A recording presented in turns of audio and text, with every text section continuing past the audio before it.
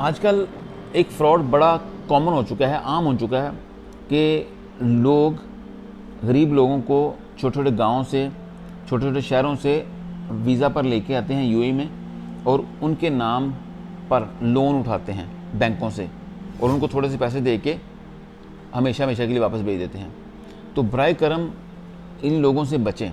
और ये जो गरीब लोग इस तरह आते हैं किसी लालच के तहत या किसी जगह, उनको आइडिया ही नहीं है कि उनका करियर ख़राब होता है, उनकी ज़िंदगी बर्बाद हो जाती है। समटाइम पकड़े जाते हैं तो सारी सारी ज़िंदगी जेलों में गुजर जाती है, सज़ाएँ हो जाती हैं, मतलब एब्सकॉन्डिंग लग जाती है, या बड़े और मामले हो जाते हैं। और उसी तरह के लोग समटाइम उनको ब्लैकमेल भी करते हैं। तो बराए करम इस तरह के फ्रॉड से बचें। मैं जब लाइव बैठता हूँ, बहुत सारे लोग इस तरह की स्टोरीज शेयर करते हैं, ईमेल्स आती हैं, डीएम आते हैं कि इस तरह के लोग पूछते हैं कि क्या इसका हल है, क्या किया जाए, कैसे बचा जा सके। इसका कोई हल नहीं है, क्योंकि ऐसे लोगों के साथ बदकिस्मती